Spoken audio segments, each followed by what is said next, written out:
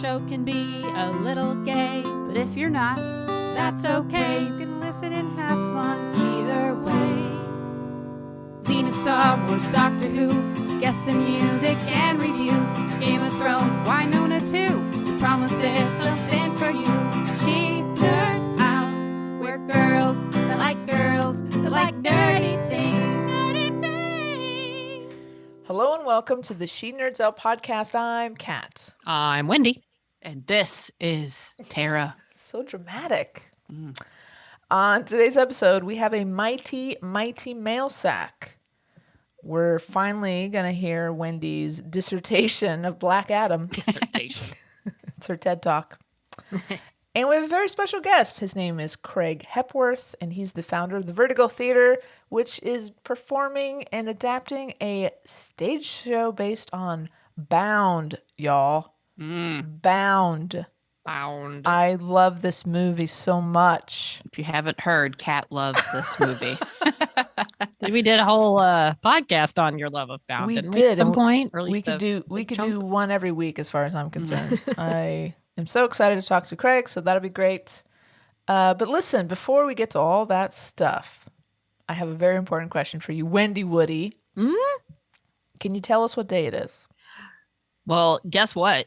On the Tuesday that this podcast comes out, it's November 1st, for one. What? We are in November. Halloween has just passed, and now it's like the sprint to 2023 because you got all the Thanksgiving and the, Christmas, and the holidays are like, bam, right at you. Yeah. Fast and furious. Coming at your face. Coming at your face. But also, it is National Cook for Your Pets Day. Do you cook for your pets? Oh, I don't, but I do. I put the food. Oh, that's sweet. I don't. Cooper I used has a to. very special diet. Oh, Yeah, I Wow. used to cook for Ro when he was on a special diet. Yeah. And I'm probably going to make some boiled chicken for Charlie for her special treats for her training that she so desperately needs for her leash walking. Very good. So maybe I'll do that. That's great.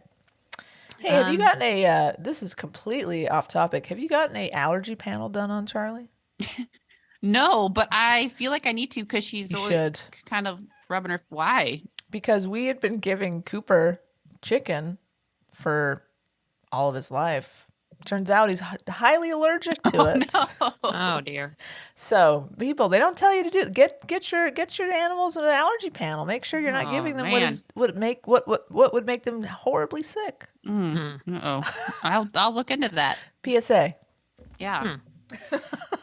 She's definitely a little sneezy, a little itchy. So Yeah. maybe. Look into it. Look into it. Well, I'm going to jump up to November 3rd because this is more my speed instead of cooking. It's National Sandwich Day. I like a good sandwich. I love a sandwich. hot take. Oh no. Oh no, are you not a fan of Come sandwich? on. I hate sandwiches. What are you talking about? You can't hate a sandwich. I won't eat a sandwich unless it's like hot. I was And gonna then say- it's not really.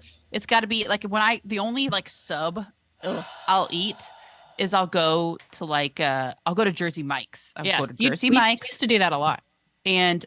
But I will not eat the cold sandwich sub, or I don't get cold cuts unless they are grilling it on the thing. It's like well done, and then they put it on the warm bread. Give me that. I don't want no cold sandwich around me. I'm speechless. Yep. Yeah, Tara always wants that sandwich. Heat it up. So when you came over and had Portos that one time, you were not happy. Here's my beef. Pun intended. Here's my so beef. sorry. I with assumed you like sandwiches like a No. normal person. No. Here's my beef with sandwiches. They always put something on there that I won't eat. There's Right. mayonnaise, especially when you get it from. That's why I could only eat a section of the sandwich. Got but it. I did eat the potato ball and the beef ball things. Those were friggin' delicious. I'm never gonna turn down Portos. Come on. All right. Okay. And I think those sandwiches were on like a croissant They were type of bread. That's a little different. freshly baked buttery croissant. Croissant. So I was able to eat a little bit, but when you get them like that, sometimes they pre-put the mayonnaise on it, They certainly like- do. Yeah. and I can't eat that. I have to Well- eat around it. So, but I was fine. Okay. I don't complain when there's a sandwich. I'll eat. That's true. You didn't like I'll eat throw it on the point ground or I anything. can, especially if it's like a croissant type of thing. Yeah. if it's just like a bread, I mean, so many times at work they're like, we got lunch, and then I'm like, is it really lunch or is it just a box from Panera and it's like a sandwich that has slathered? Anyway, we're way off topic. That's just how I feel. I mean, we're learning things about each I- other all the time, and I'm just flabbergasted. Yeah, but I mean, I just have to be careful to like make sure if the sandwich is the option that I have Yes. to, to make sure they don't put the stuff on it. Customize it. You want to But- customize your sandwich. But so I'm more likely to eat it if it's from like Panera or Porto's or whatever. But if we're just sitting around, like sometimes Wendy's like, "Oh, I can make a sandwich." I'm like, "I don't want I don't want Wonder your Bread sandwich with some cold cuts from Ralph's." No. Wendy, I would love a sandwich. Like I love a you- good sandwich. Whenever you want to make me a sandwich, Wendy, But you know we should what? just have a sandwich party. I love it. Remember when like you were a kid and you put chips on your sandwich? Yeah, I still do it. I love. I don't that. want to eat a sandwich with chips on it. I used to just eat. Oh man, I used to eat like garbage. I'd get white bread, a slice of American cheese, put some Lay's put some Lay's plain potato chips on that, and that's a goddamn good lunch as far as I'm It concerned. still is. In the Crimmins house, so that's how I grew up, man. If it wasn't in the microwave, it had chips on it. Ugh. I good don't know how sandwich. I don't know how I'm alive. I eat like a Ugh. total shithead. Just terrible food. Yikes. What was my mom thinking? She would tell me to eat anything. I still eat like that. I'm doing all right. I get these lists of things to like because You're I'm in doing the great. AARP. So Of I get these lists of like the things like not to do for your heart, and it's like a checklist of my Oh life. no, Wendy. It talks about sleep, alcohol, not eating some bad stuff. I mean, don't be a couch potato. I'm like, did you spy on me and then just make a list of my habits? Well, that's all the time we have for National Day, but Day of the Week. But here's the thing. This coming weekend, if you are in the United States of America, it's what's the thing? Daylight savings Daylight time. savings Saving time. in. So you gotta, but it's the fall back. So you get an extra hour. You don't lose the hour this time. It's You the good one. get It's an the good hour. one. We get an extra hour in our lives back Mm. this weekend. Hey, fun fact. Did you know the UK does something very similar to this? I didn't know this. We Did you know guys- now. Did you guys know that? Oh, no, I didn't know until this morning, Kat. When we had booked a guest in the UK and we were it turns out we were an hour early. That's how professional we are. We were an hour early to our interview. Because today, the day we're recording, Yeah. is British summertime, where they turn their clocks back a week earlier than we do here in America. It's charming and frustrating. Yeah, At least- we're sitting here ready to go. This is all my fault, guys. I should have asked No. about local time changes. Absolutely not. I absolutely 100% blame AK. Thank I feel you. like AK should have Thank you. been on top of this. Like Yeah. they just should have known that we would probably mess this up in some way, and warn us. Yeah, they've never talked about this. No. How is that possible? No. Well, I I'm think we're gonna curious hear to about it next know, week, though. AK, your thoughts on this British summertime, the fall back situation. Are you a fan? Not a fan? And why didn't you tell us about it? Yeah, how dare you? Threw us off. We're recording this part before that part. Now it's all. It's just a whole thing. uh, And now we're talking about sandwiches. We're very confused. I have one more day before we move Oh. on. Okay. It is the Why Not anniversary. Oh, look the at Why Not that. podcast. So nice. This is Tara, and I just want to wish them a terrible anniversary, Oh no. because if you weren't on our live reveal for the XenoCon Yeah. ticket giveaway, Yeah, we then did you that. don't know what they did to my property. What Mm. Anne in particular did. Defiled. Defiled, Property. defaced my property with their Why Not sticker. Put it on the Snoppy.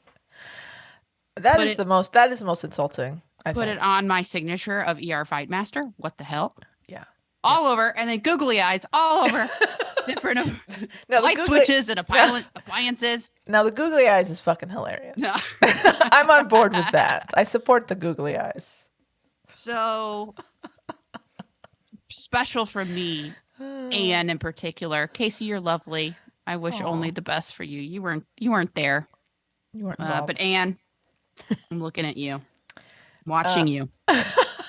Happy anniversary. Why not? 2 years. Not too shabby. I mean, it's not 3 years, but listen, you're doing good, kids. Keep it up. You're on to something. You're not up to 175 episodes yet. I mean, listen, You're getting there. I mean, not everybody makes it to 175. You know what I'm saying? So we'll see. We'll keep an eye on them. Let's see if they make it. No, we love you guys. We love you guys. We love you. Speaking of that XenaCon ticket giveaway, we did it live. It went perfectly fine. There were no technical issues, as you might think there would be. And we gave it away, and it was a case of quesadilla or something like that. And so we're making that all work. We're getting them the ticket. It's gonna be amazing. And it was really fun, and we should do more lives, I think. I think that's the moral of this story. That was fun. It was a good time. Yeah. We know how to do it, kind of, like a little sort of. more. I mean, because we all had to join separately. So that was a little tough working that out, because the join button only kind of comes up like request access kind of at a certain time. So yeah. Ooh, it was tough. It and was Alex's fault. Yeah. Tech department, Alex. Yeah, but we had our cool spinny wheel, and that's right. The spin wheel was nice. Spinny wheel. And people showed up. It was really nice. Like, we hadn't really announced that we were doing it at a particular time, really. And people were there, and it was nice to see some regular faces, I should say names, and then some names that we don't normally see all the time. So it was really fun. It was a lot of fun. We'll be doing that again for sure. Into the sack. Into the sack. What's the theme for Into the Woods? I feel like we need to do a play on that. Wendy probably knows. Into the sack. Do you know what? What is it? Into the sack. Into the sack. I feel like there's a whole thing. I feel like that's right there. We're I don't know that sing it. musical. How do we not have a theme song yet for the sack? We should work on that. Can you guys work on that? Sure. Tara doesn't sound all that psyched. Yeah, we'll do it. Wendy, you can do it. You did Into the sack. nerd Into the news, right? sack. There it is. Yeah. What? I don't know if that's really a selling point. Nerd news. I mean, it's not like it was an elaborate production. Yeah, it's delightful. Beep, beep, beep, beep, beep. Delightful. All right, so are we in the sack? Oh, we're in Yeah. it. Oh, okay. We're in it, baby. Why don't we start then with an email from Jackie and Buster, who says, "Howdy, gang. Just wanted to say the Snopoween episode was epic. The She Nerds In looked spectacular, and the slightly drowsy, hungover follow-up commentary was top notch. Also, the multicam feeds on Insta added great production value. Sorry to trigger Kat with the candy corns. Tara, what were the results of your Frozen 2 dissertation? Did you win folks over? Also, petition to have more video floating around because Wendy's facial reactions are amazing. Have a great week and hope y'all have some fall-type weather soon. Buster and Jackie." I wish I could show you my facial reactions right now because they're stellar. They are stellar. And it is going to get into the 60s, the high in the 60s this week. So It was chilly last night. It got in the 50s last night. Guys. So we're LA fall. We're in LA fall. This It's is still too sunny for my taste, but LA cold is upon us. Mm-hmm. for what that's worth. And I like that Jackie sent some screen grabs of my face and from the live feed and of our toast. Wendy, you're adorable. I love your expressions. So cute. Well, that's all I got. The face I got. I got to work with it. God. And as for Frozen 2, I think people were just humoring me, but I'm still very passionate about why Frozen 2 is better than Frozen 1 without, Let It Go is classic, and why both Frozens are better than Encanto. Don't at me. That's why. Whoa. Putting that up I mean, Liz in LA was emphatically agreeing with you. Yeah. So you have at least one person on your side. there. Okay. All right. Let's not forget to mention there's beautiful pictures of Buster There are. Yeah. And playing with toys. So cute. Buster's always got something in his little mouth. He's always carrying around little toys and things and walking by a pool. Yeah. And then who is this? Buster says, "I've been busy." And Buster and who is that? Is that It's from Hunger Games. Yeah. Wait, what's his real name? Something. Oh, that's Dang Donald it. Sutherland. Donald Sutherland. Something Snow. I think right? it's Snow from. I think that's who that picture is. Yeah. I have They're- to. I can't imagine who else that would be. I mean, They're it's definitely both- Donald Sutherland, but I think it is. For I'll be Halloween. honest. I don't understand this meme. I Or is it a don't GIF? Is this a either. meme or GIF? GIF. And which I think one's it's the? a meme. And I don't get it. Should we get what this is? I mean, don't it's know. adorable. I just don't. I'm not familiar enough with the Hunger Games to know that Yeah. if there's a reference there. But Buster looks adorable, and he's just staring off, very kind of like wistfully. Yeah, Yeah. that's It all is- that matters. It is definitely Buster, I assume. Oh, it's Buster. Okay. Yeah. I didn't know if it was just another yellow lab, but Maybe It's he's doing adorable. his Donald Sutherland impression. maybe that's it. Maybe it's the expression. Please enlighten us. Speaking of Buster, Jackie, I have a question for you as a lab owner.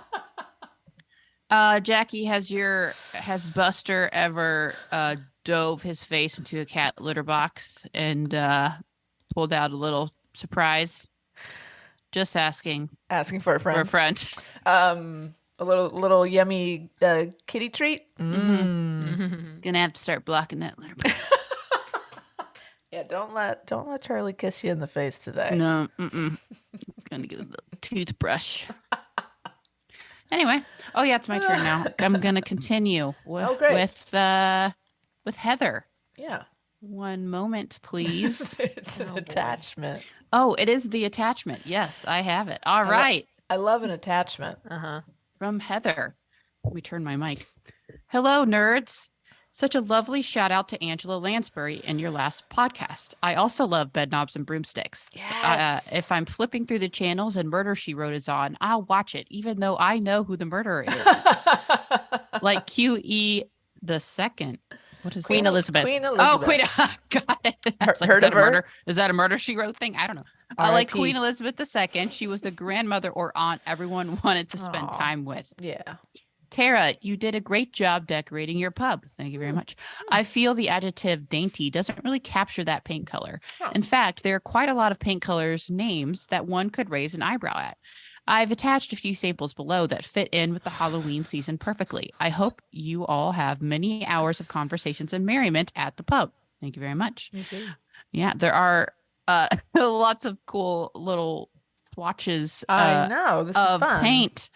With fun names like arsenic, pretty yeah. ugly, ghost tree. I like Dead- arsenic. I Dead would go with arsenic. salmon. Dead Salmon. Yeah. Is that like what company has that one? Dead Salmon. Sulking room pink. Mhm. West Coast Ghost. It's a great name for a band. But Yeah, what is, who what that is- is. Why West are Coast Ghost. Why are West Coast Ghosts a different color than East Coast Ghosts? Wendy, you and our band is called West Coast Ghost now. That's for sure. That's Okay. a great band name. A ghost tree. That's actually a really cool color. It's like a really dark blue. And I then like that too. Until We Meet Again Cute. in startling orange. Now, is that probably what you thought when I said like an orange? Like you were thinking that startling orange color? It's a very pump, like a very bright. Yeah. It's Yeah. an aggressive orange. Yeah, it is more aggressive. Okay. But mine is more dainty. So I love your orange. thank you. Continuing. Wendy, you sounded great singing the Cheers song. Also, you. Crack a Book Lady is my new favorite self-deprecating put-down. That's going on a t-shirt. Crack a book, lady. Crack Seriously, Crack though. a book, lady. I need to read. Tara and Wendy have both commented they are transplants to Los Angeles, but they have most assuredly gone native. The Californians skit on NSL, the Californians, made fun of the stereotypical conversations of Southern Californians, focusing on weather and traffic on the 405. I love that skit. As a New Englander, I can confirm that full-on eye rolls abound when a visitor says, "Oh, I wish I lived where the seasons change." Just utter that comment in any of the 6 New England states, and one of us will surely die. No mountainous piles of maple leaves or snow. Mountainous. Mountainous. I want to say mountainous. Words are hard. Mountainous.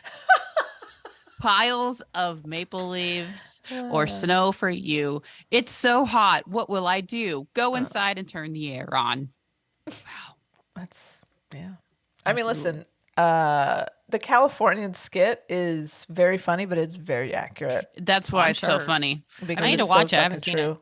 Maybe you haven't seen the Californians. What? No. What? Wendy, Woody. You love it. It's like Fred Armisen, Kristen Wiig. They kind of like rotating people. It's wonderful. And it really is like, how many times have you been at a party and been like, so, How was traffic? How'd you get here? How'd you get here? Like, oh, only 45. Oh, how'd you take? What'd you take? Take the 5 to 134. Oh, did you take Hopped one on of the canyon roads? hopped on the which 2. one? Yeah. Yeah. It's Just know, I'm not gone native. I don't do all that yet. I do Yeah. complain about the weather, but you know what? Yeah, try me. Let me go up to the northeastern states. I would love to see what that's like to have beautiful leaves piled everywhere in snow. I'm never going to experience that. Mountainous piles. But it's because everything. I've heard it both ways, by the way. I've heard it both ways. In the last 5 minutes. Yeah. It's because everything here really depends on, like, you can't go anywhere without knowing what fucking traffic is and how you're gonna get there. It's a big part of your day. Believe me, yeah. There's times. I remember when I'd come out and visit, and I'm like, Terry uses her app to get places that she already knows where she's going. Like, does she know her way around yet? But here's the thing: it's so very likely that there's some big traffic mess up somewhere. Like you have to use an app just to know the roads to avoid. Yeah. And even if it's someone essential just here. pulled over to change a tire, God help you. Like, you're there for 30 minutes because people want to watch and look at this poor person on the side of the road. It's so infuriating. And I feel like every time you're on a highway, like almost instantly, some lane's going to end or merge. There's a That's true. Or someone's got to get like from the far right to the far left to get to the other highway. So it's like very confusing. Set up for disaster anyway. It's a and then mess, one guys. person's car stalls and you're doomed. It's a mess. And God forbid you miss your exit because you're screwed. Yes. There's not just like a next exit that'll loop you back onto the freeway. all of a sudden, you're in fucking Long Beach. No, you're Long Beach. That's and no there's joke. no way to get back on without taking 3 other highways to get Nope. back. We've done it. We've created our own SNL skit. The Californians. See, Wendy, you contributed. You just did it. Yeah. Congratulations. I got to watch that. You're a native you'll now. you'll love it and you'll laugh hysterically because of how true it really is and how dramatic we all are about it. Like, oh, the 405 today. Could you believe? What are you doing here? Todd? Yeah. No. What? What are you doing? What are you doing here? It's really good. It's so good. Classic. I missed that one. That's pretty good. It's one that they would break character a lot, and I didn't mind it because it was 100%. Super close up angle. Yeah, it's like Kristen shot in it's shot in soap opera style. Yes. So yeah, it's very dramatic. All right, I'm not done with this email. Okay. Heather says, of course, I am kidding. I would rather deal with the weak remnants of a hurricane and cold than the prospects of earthquakes, water shortages, and forest fires. See? That's fair. That's fair. I just read that that Mark, say hi to your mother for me, Wahlberg, is fleeing California for Nevada. He sure is taking his time returning to the Bay State. Have an enjoyable week, Heather. Thank you, Heather. Say hi to your mother for me. Crack a bug, lady. Hey guys, it's my turn. And I'm reading an email from Beck. Ooh. Beck says, "Hey nerds." Hey. Hey Beck. How did you guys not realize? Oh, here we go.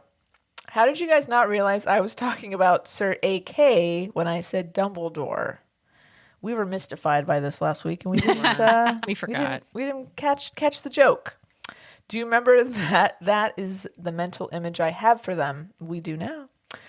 Wendy, when you were talking about it being National Mule Day last week and said, "I know it's about the animal, but ... I honestly thought you were going to say drug mule, not the drink. Can you imagine if there was a day for that?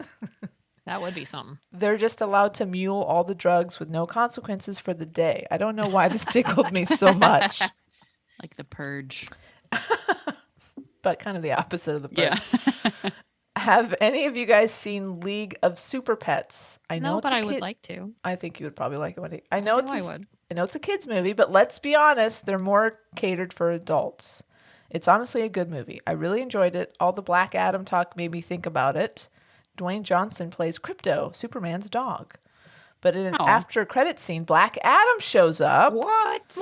Who he also voices. Oh. Oh, that's fun. And does Black Adam's dog, who, you guessed it, he also voices. Wow, Dwayne Johnson is being put to work He by does a DC. lot. Mm-hmm. He But wants to seriously, be put to work by DC, I think. Seriously, you should watch it. So yeah, check it out. I guess it's part of the Black Adam canon, right? I guess. I'm hoping that eventually there will be a Black Adam Shazam movie somewhere down in the Oh, line. I bet there will be. Yeah. Surely that's the plan. I think that would be cool. I really like Shazam. I haven't seen that yet. We was will good. talk about Black Adam later and how shocked I was with the Shazam tie-ins. I had no idea about. Oh, fun. Okay. Is that? I mean, sure that must be comic book, established maybe. Mhm. Anyway. Beck continues, I really don't want to trigger you, Kat. Well, then don't. But we are in November 1st Christmas. Oh, we are a November 1st Christmas household. We obviously don't have Thanksgiving here, and we don't really go crazy over Halloween either. No one really did anything for it when I was growing up. It's getting more popular nowadays, though. But don't worry. I've got my dinos and Barbies. Dinos. Dinosaurs. Dinos. I know where this is going. I'll explain. I've got my dinos and Barbies all ready to go for next year. So there's a house in my neighborhood that their Halloween decorations are Barbie scenes, and this year's theme was dinosaurs attack. Oh, that's great. So whenever I pass by it, I would think of Beck. So I sent Beck a video of it and then some pictures. I will send. It's glorious, guys. I'll send you those pictures. Oh my God, that's amazing. It is so fun. Up. Doot. Anyway, this means all my energy goes into Christmas. I've always loved it with a little too much enthusiasm. It's like snow just magically makes me it's like snow just magically makes me a kid again. I only have a smallish family and we never did anything overly special for Christmas, so once I was out of my own, I just went nuts. Since I've had kids, it's gone next level. People used to give me so much shit for starting early, but it just brings me so much joy that I don't even care anymore. I'm pretty sure most of the time people feed off my crazy joy levels anyway, so what's the problem? The kids and I do get extra depressed during January when the house feels naked, though. Final. Well, and listen, you guys don't have Thanksgiving. Beck, you're off the hook. Like, go nuts. I have no problem with that. Like, you do your thing. But in this country, there's this whole other holiday that people seem to forget. Are you putting up Thanksgiving decorations, Kat? I actually am, yeah. Thank you for asking. Okay. Well, we got to talk about your fall decor. We got to talk about your Halloween decorations too at some point because you have been busy. We certainly can. I'd love to do that. Okay. Finally, Kat, are you up to date with Tig and Cheryl? Obviously. If so, do you also have it's a beanie wrap? A beanie wrap stuck in your head? Or was that just me? Love you guys. Sir Beck, XX. Tig and Cheryl, true story, hilarious. Listen to it. It's great. That's all I'm going to say. Are you caught up? Do you know what Becca's referring to? I absolutely do. The latest episode. Oh. It was about a documentary about the Beanie Baby craze, and that actually might be the name of the documentary. And someone in the height of it had written a Beanie Baby rap, and it's an earworm. Wow, that's intriguing. And yeah, what exactly do you put up for Thanksgiving? I must know. Oh, like when he said fall decor, so there's lots of gourds. I have a fall leaf garland with lights. I have some a nice glass decorative pumpkin that I put on the dining room table. Is that stuff's not up already for Halloween? Fall time? Some of it is, but there's a bit of a crossover. So I take down there's this we have these poison and arsenic bottle kind of decorative cute thing that I will take that off the mantle and the pumpkin will go up there. There's more garlands that I have that I haven't put out. Yeah. Nice. Oh, and I have a wreath I will have a fall wreath on the door. Oh, sounds lovely. Thank you. I like it. Okay. I like Yeah, it. thank you. But right now, there's a demon in my front yard. Yeah, I heard Kat's yard there's some tall, scary things in that yard. Yeah. And a skeleton? You got the giant skeleton? We got the 12-footer. Hard to find, man. Tell me about it, man. Do you want one? We got one. We don't want it. We got two. Never mind. We'll talk about it. We'll talk about it. Let me think about it. I'm trying to see where it would fit in with me. Yeah. I don't really know. It really doesn't work with your room left theme. in your yard. Yeah, Tara's theme is whimsical and delightful, and mine is just like we're trying to scare kids here. so- Horror. Horror, Good job. terror. job. Yeah, that's how we roll over here at the Crimmins Brewer household. All right. Well, I got an email from Anne, short and to the point. Sent a very blasphemous picture, but also says, hope to see you three at the Xena event in LA, which, yes, you will, because we'll be there. But this picture, says how to eat candy corn. Yes. Number 1, open bag. Number 2, pour candy corn into trash can. Number 3, eat a Reese's peanut butter cup. Now, Classic. I am on board with number 3, but I don't think you have to disparage the candy corn and put it in the trash to enjoy a good Reese's. You can enjoy both. It's Halloween. Enjoy both together. It's just more candy corn blasphemy. Just, Yeah. poor candy corn. Yeah. Candy poor corn. candy, Candy corn. corn. Please. Well, candy you know- corn's doing just fine. Reese's are the best, though. I will. Yeah. I'll go over that. Reese's are the best. Reese's pumpkins, especially for Halloween. Like Reese's really kills it. They're just good all year round. But like Yeah. when they just, and all it is, they're just like, doesn't really even look like a pumpkin. It's just like a lump, but the bag is fun. And you get a little more peanut butter in there. So like, and then you get the quote Christmas trees, just another lump, and Sure. Lump it's delicious. of deliciousness. Delicious peanut butter chocolate lump, and it's so good. But Nothing along wrong with with candy corn. So good. But yes, Anne, we will see you. We will be at the XenaCon. Yes. And I don't know if we've heard from this Anne before. I don't know. I don't know. But This make is sure you come up and introduce yourselves. We'll be Yeah. running around. Yeah, let's see what happens. We might have a thing at the XenaCon where we might just have to be like, hey guys, meet us at this, Right. at Yeah. the bar at this time. We'll figure something out, but we do We have to have just- a meet up some kind. We just like set up a table, bring a tablecloth, throw it out like right outside the. Yeah, why don't we Did just they let that? pretend like we are supposed to be there? We'll just set up like we like. No one yeah, will okay. know. It's like, oh yeah, we Cool. got the email. They told us that we could just set up here. Is that cool? Yeah. Just pretend. Where do we check in? Oh, they left our names off the list. Oh, that's That's so cool. Let me make some calls. Oh, all right. Well, I got one from Martina. All right. Martina says, "Hi guys, my sincerest apologies for not contributing to the voluptuousness of the sack any sooner, but it just so happens that the colorful and blissfully stormy autumn in England Oh boy.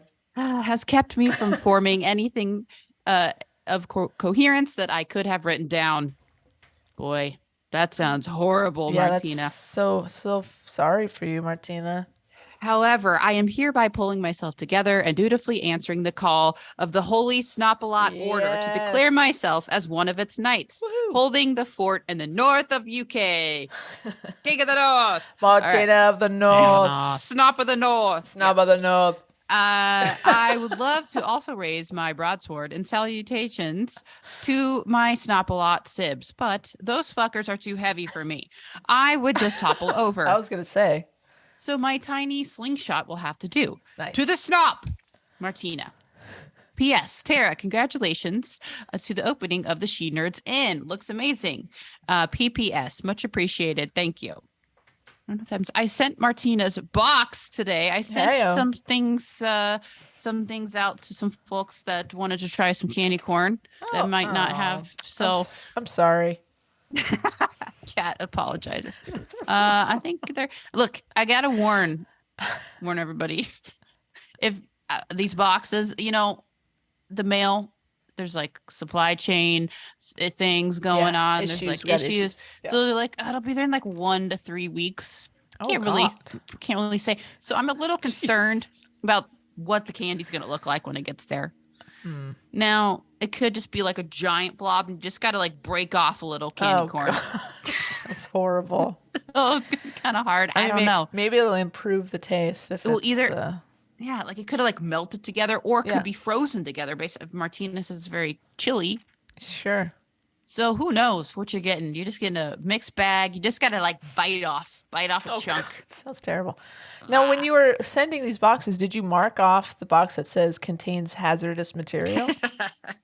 Contains weapon of some kind? No, biological weapon. Weaponizing candy corn. All right. I mean, I hope you don't get in trouble, Tara. I don't know. I don't know. Yeah, that's if it gets through customs. They'd be like, "What's this candy brick? This is definitely drugs." This this can't be good.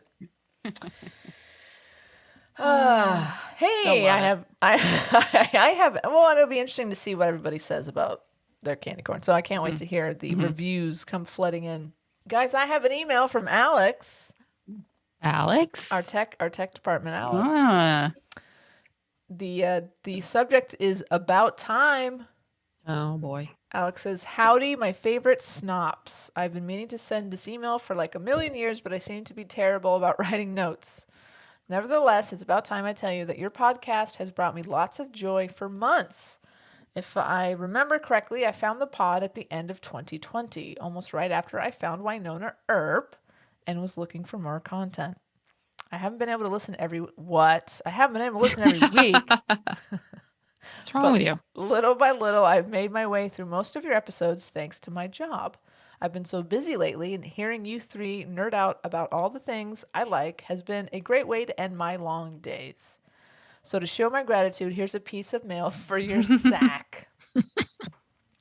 Now, I don't want to get too excited because it might take me, no, I don't want you to get too excited because it might take me another million years to send you another email. But hey, if I take too long, let's just say it's because absence makes the heart grow fonder. Oh, very smart. Mm-hmm. Anyway, this year I've had the pleasure of getting to know and hang out with Kat, that's me, Oh. a lot, which has been amazing. We should all have a cat in our lives. I agree. And I hope that one of these days I get to spend more time with the other 2/3 of this fantastic trio. The brief time that we all had together at EDE was epic, and we definitely need more of you three nerds out in the wild. Your panel was one of the highlights of the weekend, and I will sign any petition to have more live recordings. Yep. All right, then. I agree. I could barely see through the tears from laughing so hard. Seeing Wendy squirm and blush throughout the outstanding fanfic performance was probably my favorite part. Mine too. Look, I felt bad because I didn't want to take away from the reading, but it's, no disrespect to the fanfic, but it's like there was steamy stuff in there, and I was uncomfortable. There's people watching. It was incredibly awkward, but very entertaining. Oh, and let me say, on many levels. Before when I was like, oh, who's going to read this other part with me? And before we chose Anne, Wendy was like, I mean, I can read it with you. And I'm like, Wendy, You're crazy. That would have been. Now just look what happened just listening. She would have been able to get through it. Thank God for Anne. She would have jumped ship immediately. Oh yeah, she would have been like, nope, and threw the papers up in the air. Just walk away, walk off stage. Like, okay. I mean, would have I'll been do embarrassed. I was, I was like, oh wow, I'm shocked. I was like, I don't think I've read it yet. Right. Yeah, I was going to say, have you read it? Just take a second. Let's think about this. Alex, it did work. It was great. What a classic moment in Snop history. Alex continues, damn it. Now I'm missing those fun convention weekends. Is it July yet? By the way, are you planning on attending EDE? I will be there, Alex. Where is it? No, it's in Niagara Falls, New York. I probably won't be able to. I think my time's going to be filled up, my vacation time next year. Fair enough. I don't know if I'll have I'm time a for a lot maybe. of extraneous things. Okay. Let's make it happen, Tara. We'll see. We'll see, though. I'm a I'd like to go to maybe. Niagara Falls. My BFF lives in New York, Oh, perfect. so Oh, that would be a good time to go. Yeah. Let's make it I happen. usually do a fall trip, but why not make another fun thing? Why not? Why not, indeed. That would be so much fun. And Wendy, then we'll just have to drag you along.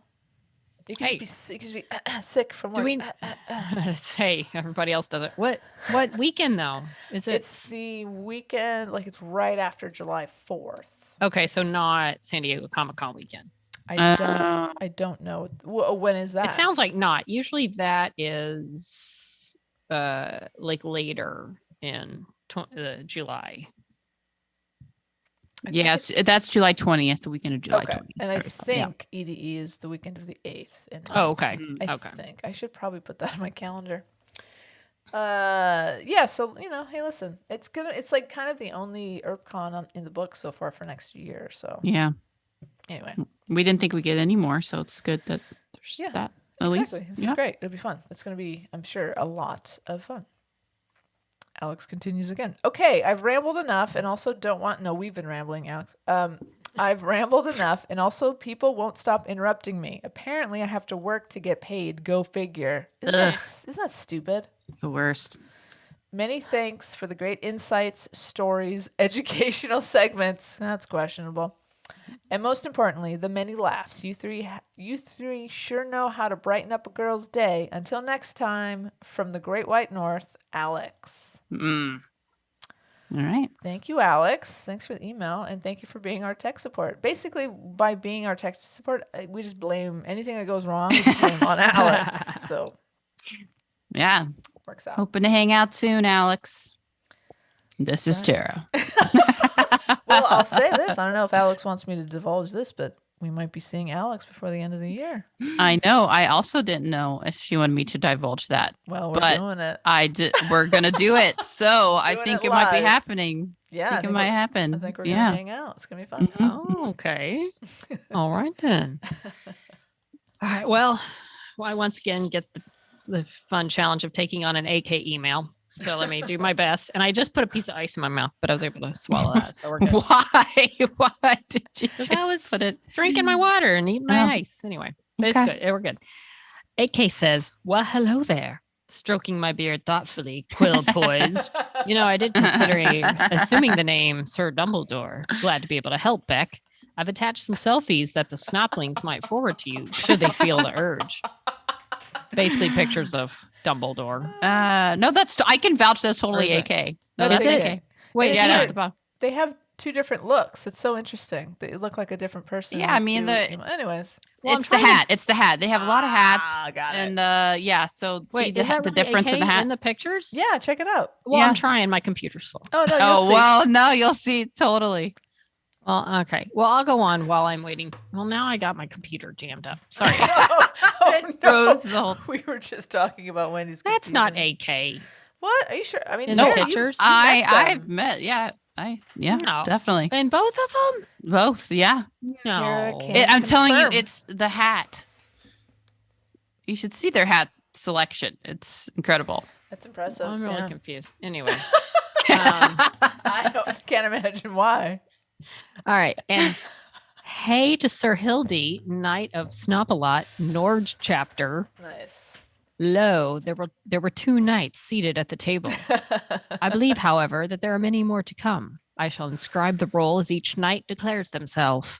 I do recognize that technically, in the British chivalric tradition at least, knights are all male, and any female to be given equivalent status with a knight would be made a dame and be called lady rather than sir. But I do recognize, no, we're proudly international, and we're the Knights of Snopalot, not the chivalric order of the Snop. So I figure, fuck it. But if any knight would sooner be a dame, they may make their preference known, and we shall accommodate it. We can be the knights of any and all genders. We have no monarch, but our overlords of Snop. Overlords. Overlords. no, I do like that. And our only mission at this time is to listen to every episode of The Snop. Mm. Well, Martina declared herself, so And Beck as well. Okay, Yeah, so and it's back- growing. The table is getting fuller and fuller. We overlords have quite a round table developing here. We have some very brave Uh, knights yes. serving us. No emergency snop session yet. I'm not giving up hope of a Steinfeld Pew Hawkeye movie. Incidentally, see, I told you so. I knew it was possible for you to love Hawkeye, Captain. It's true. Yeah, we do now. Okay, gotta go. Rain means I gotta get back out and work when it's dry, and it's dry right now. Ho hum, time's up. And so, my lieges, Yes. lieges, I bid you adieu, flourishing my hat in a deep courtly bow, Sir AK. Hats. yeah. Thank you, AK. I love that AK is really creating the lore behind the Mhm. Knights of Snopalot. This is great. Yeah. Yeah, somebody's got to get to work on those t-shirts. Yep. Somebody. Mm. Get on it, Do lady. we have a T-shirt person? Yeah, Tech who's, person. who's that gonna be? Alex- Alex, do you no. know anybody? So look, I work on the t-shirts and then send them to Tara to critique and refine for font notes. for font and critiques. But Tara makes them better. I'm saying it's a good thing. Yeah, Like it's a I good do the team. base work and Tara says you should Yeah. do this or change this. You're a good and then team. it ends up better. Of course. I'm Wow. gonna say, fine, Well- Tara, you just do it. Yeah, sometimes I get to that. Why don't you just do it? I've never heard Wendy use that tone of voice. Oh, you haven't been around me enough. Mm. I haven't designed shirts with you, to be fair. So. Or edited. Uh, Good times. Next. Queen of the font. Queen, That's Queen of the font. Queen of the font. I'm gonna go eat my rice. Do it. Man. Okay. Oh no, it's me. It's me. It's you. Okay, I have one from Hildy. Hildy. Hildy says, "Hey guys," or "Hi guys." I haven't really narrowed that down. Which one it is? Hi. It's spelled H-E-I. Hi. Hey. I'm looking it up. Hey. I'm gonna say it like that. Hi guys. Hi guys. Hi. Hey, guys. All right. I don't know what to say, Kat. Yes, it's my fucking yard. If you remember last time on the Snob, Hildy sent us pictures of a beautiful, just lake in mountains and Picturesque view. looked like a backyard. And yeah, so it is her fucking backyard. But remember, in Norway, it's often rainy or cold, if that is of any comfort. Yeah. No, that's what we love. That's what we want. I live by the fjord, but it's not a park, and you guys are, of course, very welcome. Okay. After the Rings of Power season finale, which I loved. Oh, yeah. Talk about that. I loved it too. I started to watch Andor, and it's so well made. It gives me a feeling of the 70s spot, like a 70s spy series. Yes. I like the pacing and the serious tone of the show. I thoroughly agree with you, Wendy, and it's one of the best shows ever. Ever. Are there any TV shows or movies you would like to get pumpkined up for Halloween? I know you watch Pumpkin Up. yeah. Oh, I like to watch. I just like to get pumpkin up. Yeah. I know you watch Hocus Pocus, Tara, but are there other shows one should give a shot? Halloween is not something we grew up celebrating. It's rather a new celebration in Norway. Keep on nerding. I will be listening. Hildy. Hildy also attached some pictures and a video. So she says, a rainy day. Norwegian expression is there's no such thing as poor weather, only inappropriate clothing. Yes. That's Thank funny. you. That's what they said in Scotland too. That's My cute. friend's mom said that to me It's a lot. true. Basically, like, this isn't bad weather. You're just not dressed Right. appropriately. Don't wear your shorts and flip flops when it's 50 Yeah. and raining. Come It's on. really cute. Yeah, it's total BS. Just something grown ups say to get the children outside. Hey, And dress there are for the it. two children, very well dressed, appropriately Those dressed. for the beautiful rain. leaves. Look at that. A Aw. forest with it looks like maybe a river there, and Yeah, it's it's like the a little leaves. walk, little river walk Oh, situation. jeez. A And then- waterfall. The video. Have you downloaded the video? Yes, Would you it's like to watch that? That's It beautiful. is a panoramic view of the photograph we got last week of what Kat said is that your fucking backyard. Well, now we get to see the full 360 view, Oh, get out of and it here. is beautiful. It's The sun is setting. a lake. Yeah, the sunset. There are legit mountains Mhm. surrounding. Yeah. Hildy, So is party at this- Hildy's house. Is this a fjord, Hildy? Are there fjords in Norway? I don't know anything. Yeah, It about seems like there should European be. geography, Fjords. If I think of a fjord, I think of Norway. but- Fjord. Your You word. gotta say it like the Swedish chef. Gotta They say love that, by the way. fjord, fjord, Fjordy, fjordy. fjord. Um, I don't know if that's right. Whatever it is, it's no, that's stunning. accurate. It is just gorgeous, and like, why aren't there a bunch of patio furniture out on that little landing? I would spend all my time out there, Hildy. I feel Yeah. like you're not using the space to its full potential. So I'm giving advice now. we're gonna come out there. We're gonna set Yeah. up our table, Thank you. do our podcast from there. Ooh, that's Snop a great World idea. Tour. That's a great Snop World idea. Tour. Let's Yeah. do it. Why do I live here when places like that exist? Yeah. That's Why what are I we wanna here? know. Why are we here? Well, this is Place all. sucks. This is where all my stuff is. I ask that of birds. When I see birds like in a city and it's hot and it's downtown, I'm like, why are you here, bird? You could go anywhere you want. Bird, you can fly. Go to somewhere pretty and green. They don't know I guess no better. they know where the Yeah. food is. I don't know. Halloween Beautiful. things. You know what? I don't really have any big Halloween favorites except for I feel like a movie that I will happily watch around Halloween is the Halloween, the original. Oh. I remember I hadn't seen it all the way through or hadn't seen it in a long time, like a bunch of years ago. Yeah. And I remember like Halloween afternoon, it was actually cool in Texas and it came on. I'm like, I'm just gonna watch Halloween. And I just love the old schoolness of it. I mean, it's one of those where you're like, dude, don't drop the knife right beside the body that you know is not dead. I mean, it's cheesy like that, but it's such a classic. And Jamie Lee Curtis is the original, the music. Curtis. And if you've ever watched the making of that movie, I love it. They talk like Jamie was in there helping paint the parts of the house. They like dyed leaves, put on the ground. Like, and that was like, they had a steady cam, which helped them like be able to do that movie. And saying like I guess that like they shot the decrepit scenes of the house and then like they painted certain parts like for the updated modern day parts of the film or whatever in the same house, and talk about how like when they're going through the steady cam, they're like, yeah, if he'd moved like a foot too far left or right, you would see it was not the paint, it was like the old house. Yeah. And it was just the making of it, and you know how what's his name who directed it did the music. John Carpenter did the music himself, and it's just one of those fascinating making of stories on that movie. But it's just like, it's Halloween, it's the original, it's the class. Jamie Lee Curtis thinks very fondly about that movie. Like, you know, a lot of times you hear like, like horror stories of like, it was the 80s and they weren't really treating actors very like, it sounds like she loved working on this movie. So that's also a nice thing to know. And I love Jamie Lee Curtis. That woman is beautiful. She just gets more and more beautiful as she ages. And I am such a big fan of hers. Or are they really trying to make her look pretty terrible in these newer Halloween movies? Her hair is all like, I'm like, dang, you done her wrong. I guess because she's so fucked up because this guy's been chasing her for 30 years. 40 years. Like, I haven't seen any of the newer ones with her in it, but I feel like I need to watch them. It's out right now. It's called Ends, right? Well, there's like even the first one, like there's been a few with her, like, you know, the last several years, right? I haven't seen any of them. The first one got really good reviews. This one, right? So but think about speaking of like her not looking great on film, she was in Everything Everywhere All at Once. Yeah. Oh yeah. They did everything they could to make her look terrible. Yeah. Right?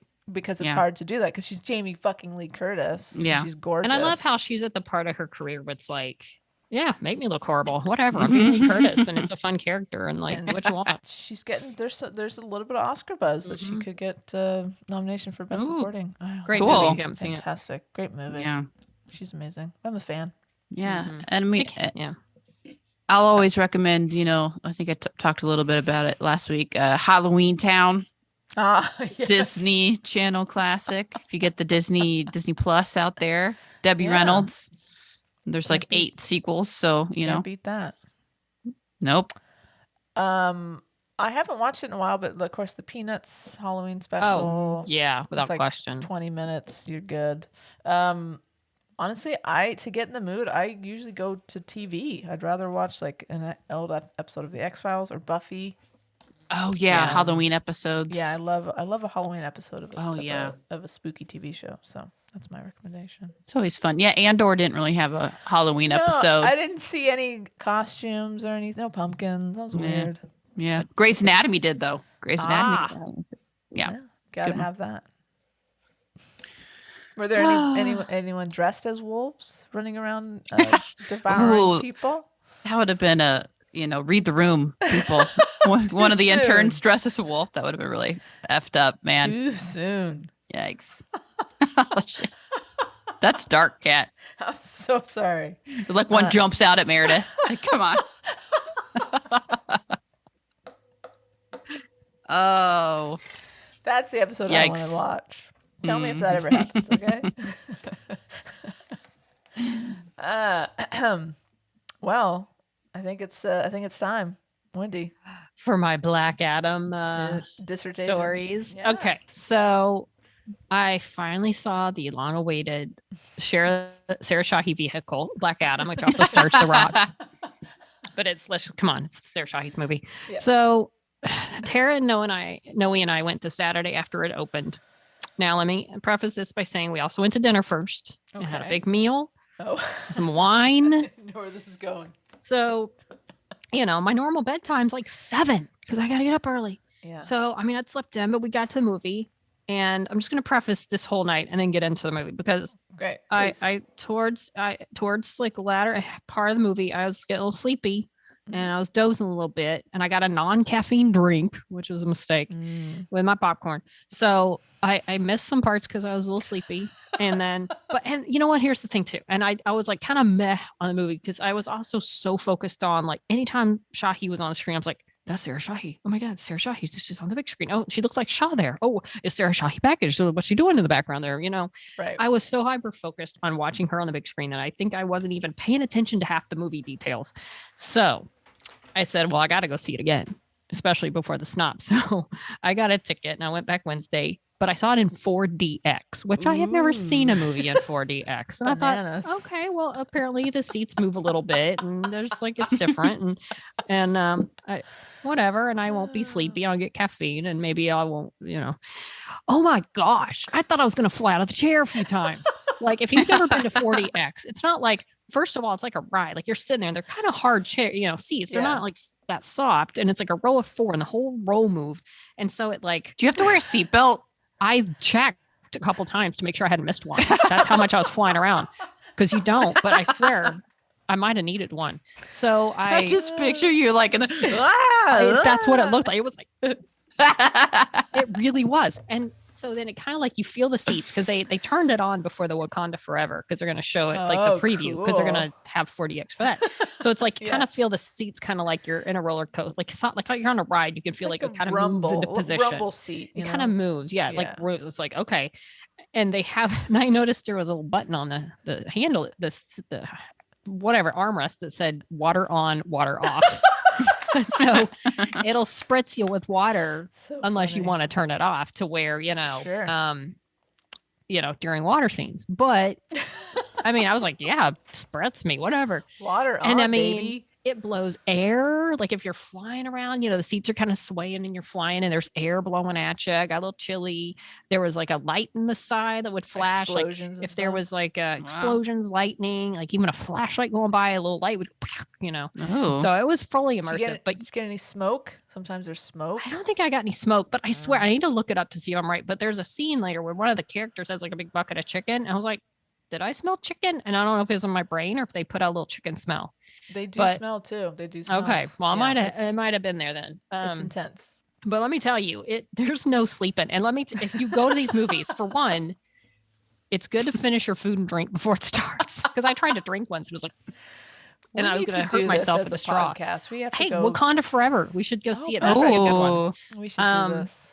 So, or if you have to go to the bathroom, like I dropped something once, I'm like, I'm not going to try to get it on floor because I would hurt myself. You have to be darn sure that there's not any action coming up because you could literally hurt yourself trying to get in and out of that chair while it's going. Because I really thought I was going to fly out a couple times. But Did you anyway. have to sign a waiver? No. What? I was surprised how much it really shakes you. Like if you don't like rough roller coasters, don't go. It's like I was literally doing this. We totally should go see a movie together. I think it'd be blast. So much fun. So, but that being said, okay, the movie itself, like Shahi is all through this. Shahi is awesome. The movie itself, like, it's a fun superhero movie. I mean, everybody, it's a good movie. I liked it much better the second time when I was awake for the whole thing and was paying attention to things other than the Shahi. Sure. But, I mean, it's especially like the other DC movies. Other than Shazam, like Shazam was fun, but the rest of them have been more heavy-handed. Yeah, and the first one, it's like it's not near the level of like the first Wonder Woman. I don't think. To me, that was a whole nother level. Right. But it was fun. It was entertaining. And afterward, the first viewing, I was surprised. Tara was like, "I really like that." I'm like, "Yeah, okay, I did." Good. I thought because we went to an IMAX theater to see it for the first time, and even that couldn't keep Wendy up toward the end. You guys only go to gimmick theaters. Well, here's the thing. It was like a Saturday night. And I wanted to, and we were going to a theater I've never been to. So I want to ensure that it was like a big screen. Like I wanted the full thing. And plus, that's the one to go to. I seen these reviews of the theater like, oh, these punk kids were there. Blah, blah, blah. It's like, all right, well, we're going to get the big ticket IMAX to make sure it's like, try to have a good, I want to focus on the weed out the riffraff. Weed out the riffraff that are just like, what do you want to see tonight? Let's go see this. And they're out there like goofing around and whatever. Yeah. We wanted only an audience of Shahi focus, Shahi minded people. Yeah. But it was, I mean, it's the whole story of, Black Adam and he's there and this, he's like, he's there. He's there. He's there. But like Shahi plays this woman who, along with her son, like she and this group are trying to find this crown that was forged back in the day by, his backstory. And it's like a crown of evil, demon evil thing. And I think these forces are trying to find it. So she's like, we got to find it first and basically hide it somewhere else. So they don't know where it is, whatever. So, but they're spoiler. I'm just going to talk about the movie. So if you haven't seen it, I mean, it's a superhero movie. So like there's a member of their team who's really secretly working with this other group to find the crown. I forget what they called the name of this other group that's there basically controlling their city of Kondak. And it's the crown of Sabak, this evil Sabak. They're trying to find his crown. And so they find it, but then this other group shows up and is about to capture them and kill them and to get the crown. And Sarah, Adriana is her name. She like falls down on this, like where, it kind of lights up. She's got this amulet that also has part of this material. Yeah. She's got this mysterious amulet that's not really referenced again. At least not in this movie. But it will be again sometime, I'm sure. But it has the same material, so it kind of lights up, and this floor lights up, and then she says the words that bring him to life, which interestingly enough are Shazam, crack, and it brings him out. Interesting. And he's got the little lightning bolt on his chest too. Like, doesn't Shazam have a lightning bolt? Yeah, he does. Yeah. And it's got like the wizard, one of the wizards from Shazam that are like making all this stuff happen. Yeah, like he's created from the same group of wizards that Shazam is. I don't know anything about Black Adam. So I was like, oh, cool.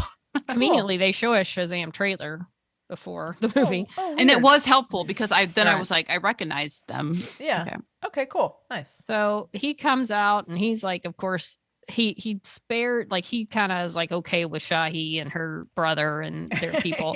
They're the only ones left of this group. One, so but he's killing all the other bad guys that are shooting at him. And he's like, I'm not a hero. I'm just, he's not there to be anybody's hero. But he's like actually murdering them. Like it's not like Superman where he just kind of throws them, they're knocked unconscious. No, he's like, no, I'm gonna snap you in half or take, oh my God. Like blow you up. Yeah, electrocute you and Damn. So I do like the scene where like Shahi and her brother, they escape in their Jeep. They get the crown, they're running away, and then he's there and he starts walking towards their Jeep. And it was in the trailer, but it still makes me laugh when he's coming to them. They're like both rolling up the windows. That was pretty funny. But anyway, so he's something like, and I can't remember the name of the mineral, the whatever that makes up the crown, and like it kind of he hurts him, but anyway, so he gets hurt, and they take him back to her house because, as you do, Adam gets hurt. Yeah, for Black temporarily. Black Adam gets hurt. He's been fighting, Sure. And so he wants them to be the champion of Kondak, because he's from there. Like, I know champion, but also the Justice Society, which is Dr. Fate, Hawkman, Cyclone, and Atom Smasher, led by freaking Viola Davis. So it's legit because she's awesome. She plays. She's literally in it for like Waller. 5 minutes. Yeah, not a long part. She's like on on a video screen. It's like Amanda Waller. I think Waller. She plays she oversees. I can't remember the name of I should know this from watching Aired. Society. Yeah, but there's like a thing that she runs. It has a name. The like secret military thing that's dedicated to superheroes. Yeah. Cool. Yeah. But she tells Hawkman's kind of the leader, and so she's like, hey, there's this, and they call him Teth Adam. Teth Adam was his name. And it's like, there's this Teth Adam. He's powerful and he's dangerous, so you got to go bring him in. So they come into the mix to try to, they're the good guys. They're trying to control Teth Adam. He's like, you can't control me. All right. So there's big fights. Things are getting smashed around. It's all about keeping, and then they're trying to keep the crown away from this guy, and he ends up, I don't want to go too much into plot, but there's big fights, and Shahi's fighting some people. We don't have to go plot point by plot point, but it's fine. There's a lot of fighting, and Black Adam kind of decides there's some funny stuff with like what he should call himself, because Teth Adam's kind of outdated. It was much funner than I thought. I was going to ask, is there humor? Yes. Because that's one thing that DC does not quite get as well as Marvel. It's definitely lighter and more humorous than normal DC. Good. He's a serious character, but he has a few pretty funny moments. Yeah, and then everyone around him is, Cracking definitely jokes. yeah. Great. It's kind of like aware of itself a little bit, kind Cool. which I liked. I like that. Yeah, I was just really surprised at how the special effects were really good. I thought I was like Nice. really into it, and I'm like, I don't know if it was the IMAX or just the sound. The sound was so good in that theater. Yeah. Like I was immersed. So make sure you watch it with some good sound on the big Nice. screen. Nice. Yeah, I was like in it. I was like feeling it. The music, it was just really good. And Sarah was in it from like start to Oh, finish. she's like almost the through line, because she's yeah. there when Black Adam comes back to life from this tomb, or prison, whatever it is, and she holds her own. She's like, I need him. Like when the Justice Society comes, and they're like, trying to take control of Black Adam, and we're here to protect you. We're here to save. She's like, my city's been under oppression for like 2 decades or whatever it is, and like where were you then? And now he's here. We have our champion. We don't need you now. We have him. You haven't been around, and now we have this guy. So, don't take him away. We don't need your help. We don't need you. We don't want you. So yeah, she was really good. She definitely brought like the human element. She looked beautiful, very like natural as always. As always. But Yeah. like if you loved her as glammed up Carmen, or if you know her from Sarah Shahi from Sex Life, that's where. How can we? This is Agent Shaw meets Tomb Raider Shahi. Right. She's in nice. like she's like fully, she's in like appropriate desert digging archaeological adventure clothing. Love it. Looks beautiful. She has an accent. It was a little Where's like the action figure? Yeah. Like off put, like oh wow, interesting. So it's kind of took some getting used to. Okay. But man, I liked it. I loved it from start to finish. I thought it had just the right amount of action. A lot of times I get very bored when this whole smash bang. Yeah. Charlie hates it too. Yeah. And so it was just nice that I enjoyed it. I was invested in the characters. I really liked the side characters, Shahi and her family. Cool. And Shahi's son, I forget his name, but he was likable, not annoying to me. Yeah, he's a good kid. Yeah. Nice. Wow. Okay. Sounds like a fun movie. And here's the thing. So, Adriana in the history of Black Adam and the comics apparently is ISIS. Oh. So I was wondering, at some point we maybe might see her become ISIS. I don't know. Right. Especially because she's credited even on IMDb as ISIS. Yeah. Not Adriana, or is it Adriana? It's or both. Adriana? I think it's Adriana, and I think it's like Adriana Tomaz / ISIS on IMDb. Oh, so okay. I feel like, but there's no mention of the word No. ISIS or what ISIS is. So it's not even like, oh, they've set it up or even mentioned this character. Yeah. but here's the thing. I mean, first of all, unfortunate name. ISIS? Oh, Yeah, let's just put that out yeah. there. Let's put out there. This comic was created long before. Predated. Yeah. That's unfortunate. Well, so there was one of the appearances that The Rock did promoting this film. He made a specific comment where he said, pay attention to the characters who are not superheroes yet. So I'm sure there are Nice. talks of like, and he's even talked about, and it's doing well. I'm sure they'll have a sequel. And then there's a special guest that shows up in the post-credit scene. Okay. So they're going to be doing more of this. I've and heard I'm just about this hoping at some very point special Shahi guest. develops into a little something. It's exciting.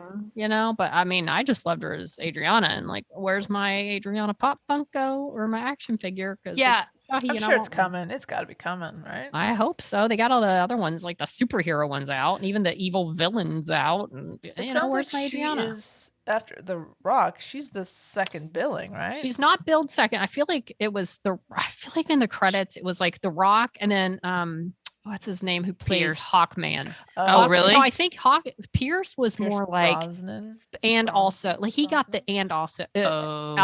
Aldous Hodge, if that's how you say it, was second.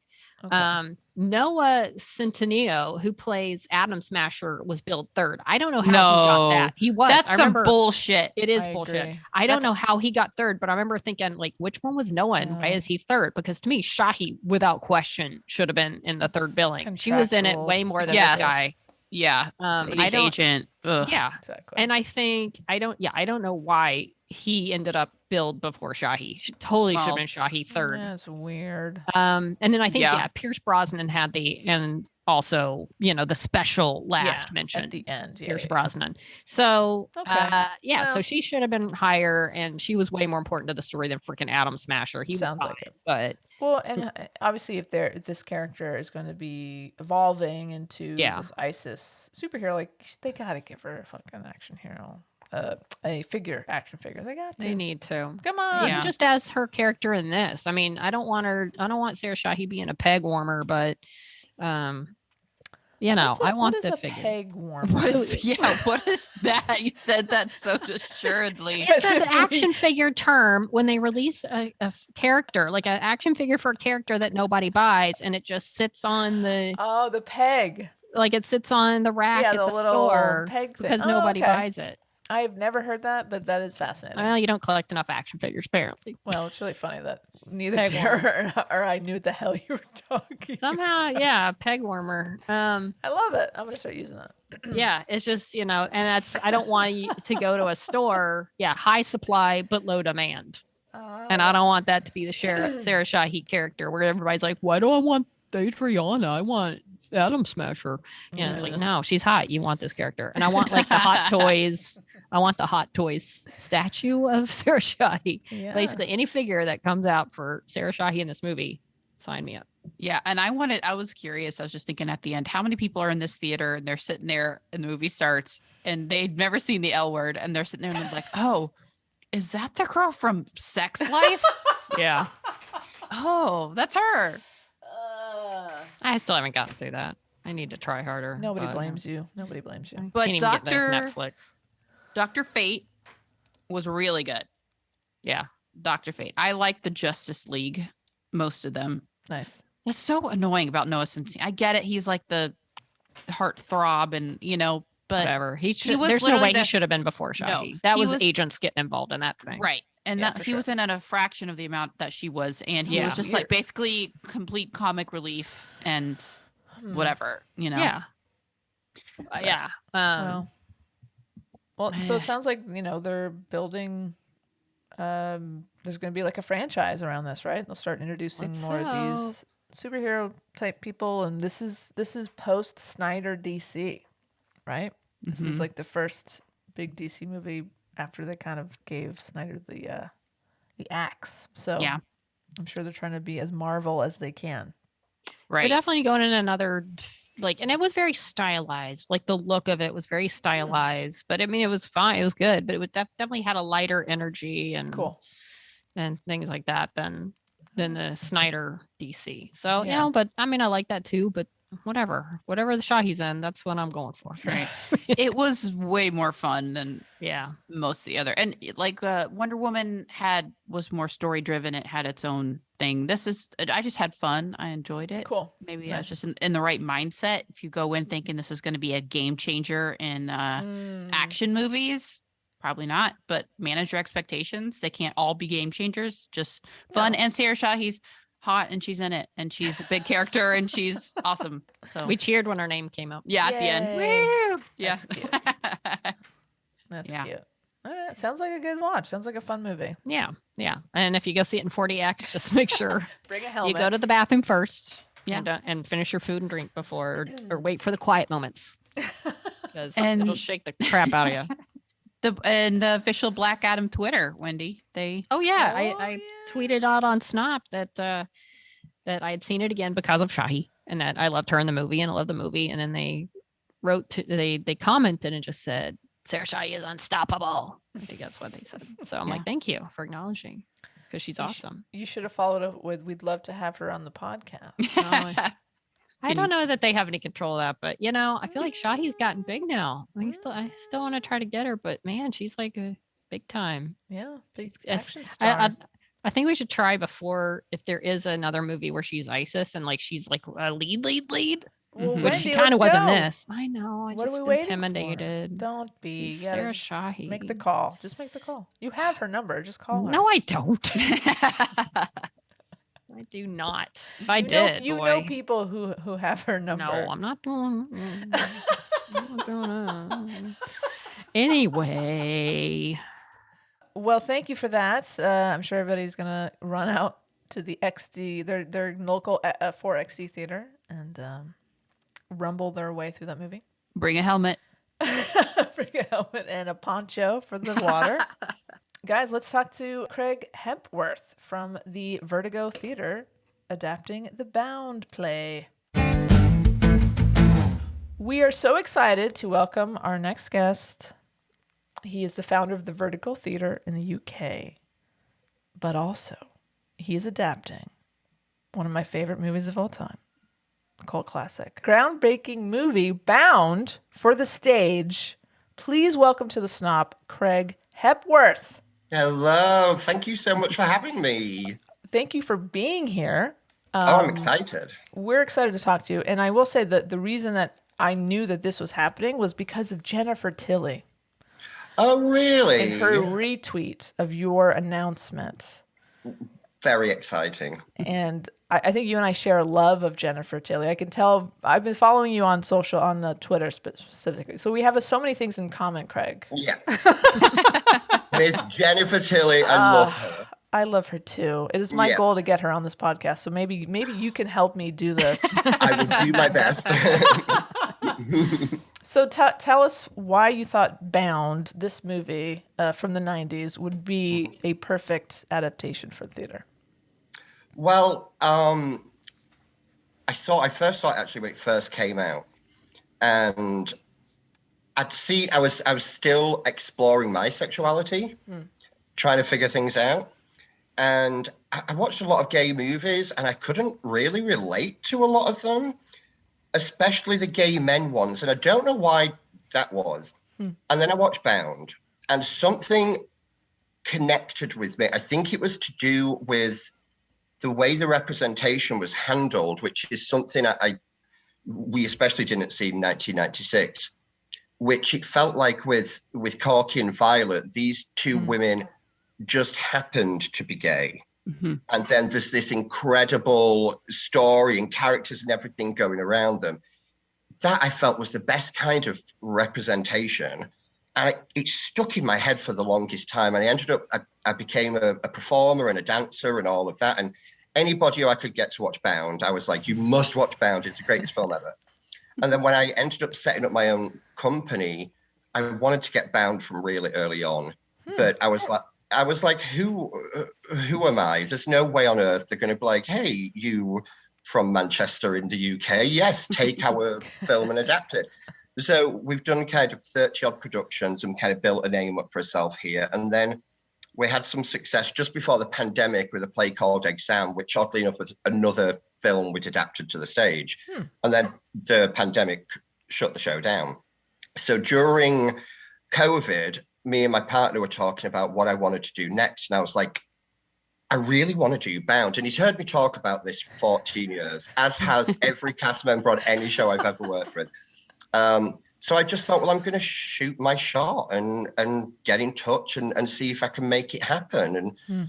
And it happened. But the biggest thing is, I think, with theatre today, especially when it comes to gay characters, and especially when it's gay characters who are not teenage characters, I feel like they kind of fall into two categories, and both of them feel equally depressing at the moment when it comes to do you know what I mean? Yeah. It's either the shared experience of kind of going through things like the 80s AIDS epidemic, or it's struggling with sexuality and not liking who you are for sexuality and having to work through that.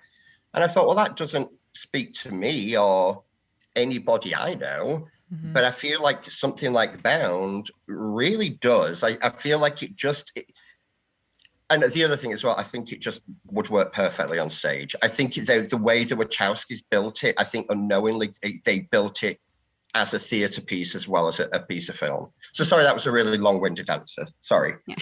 It was perfect. Oh, thank you. So how did that process start?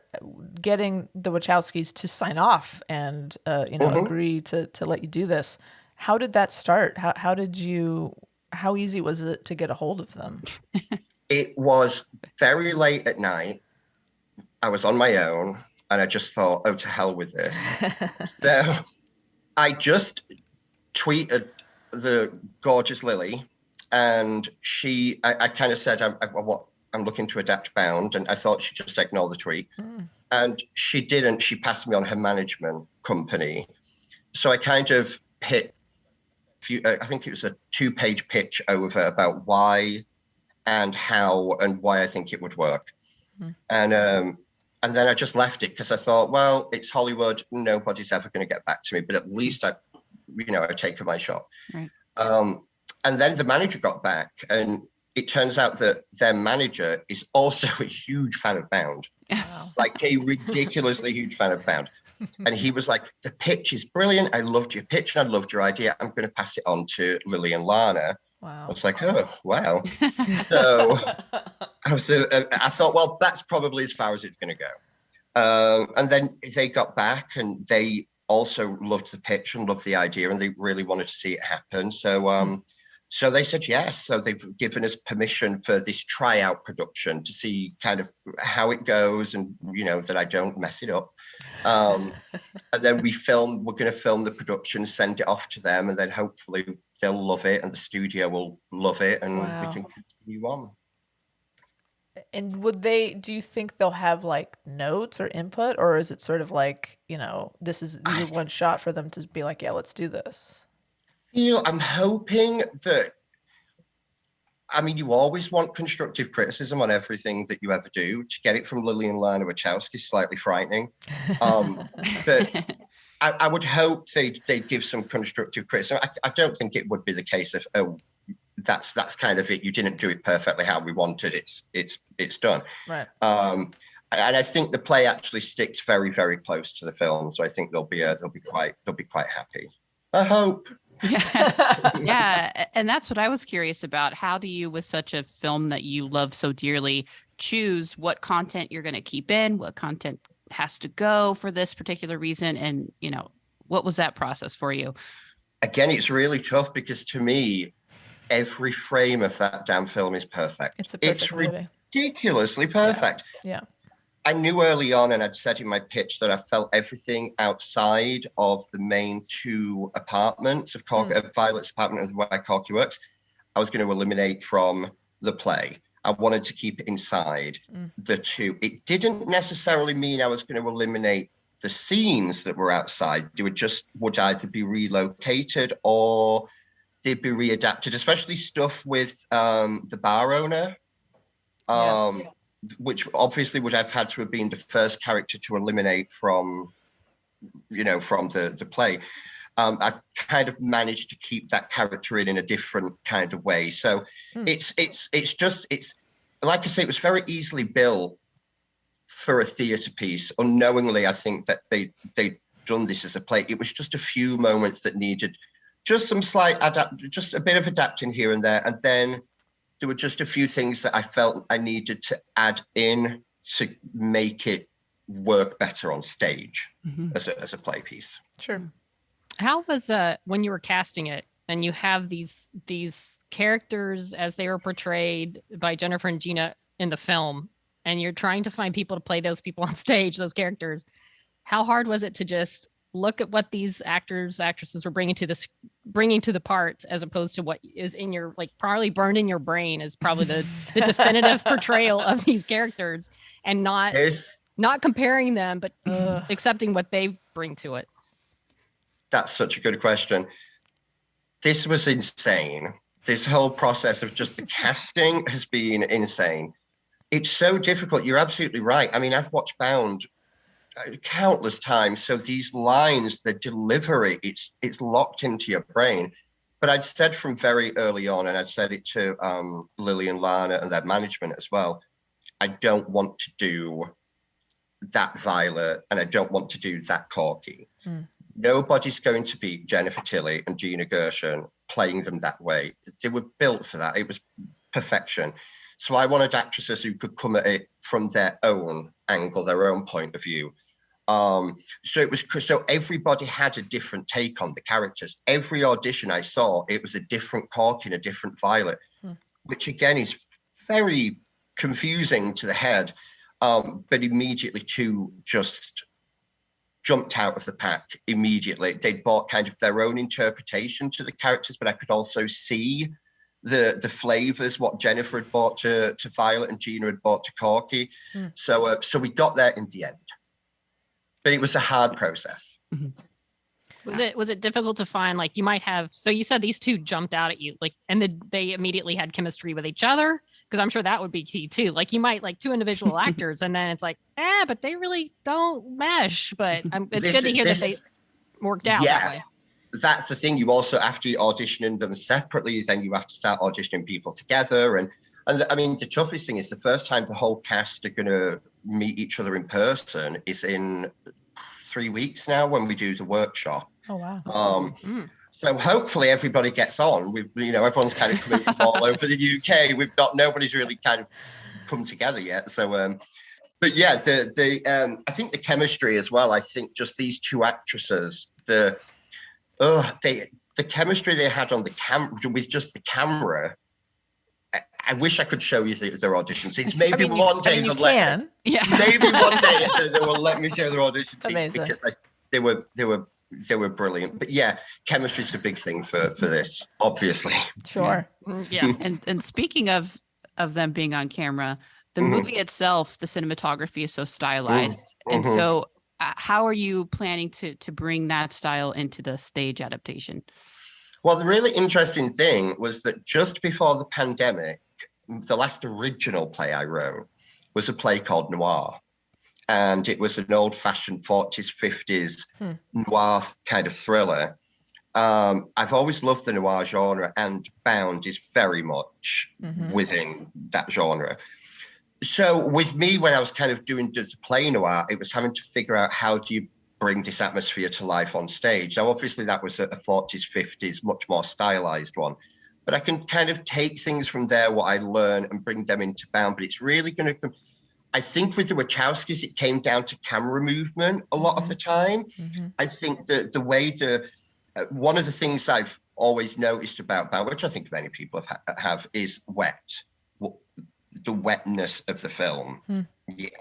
And I feel like the camera a lot of the time is the same way. It just whooshes across, It flows.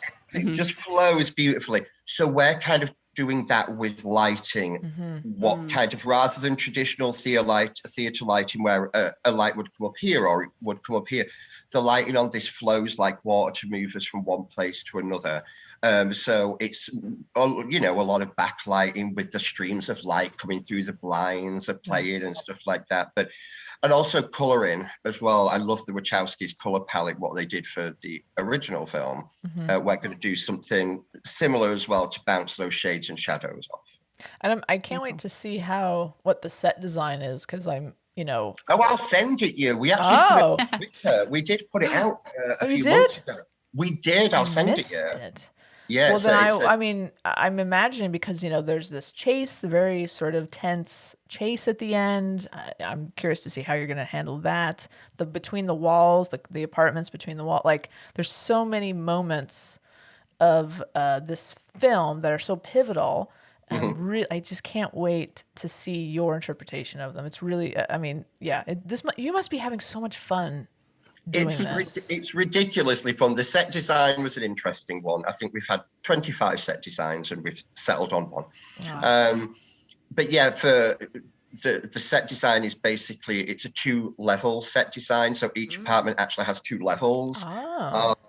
So the bedrooms and bathrooms are on the upstairs, the living room, kitchens are on the downstairs. Both have kind of got spiral staircases going up to each floor. Perfect. And it's like the front of the building has been taken off.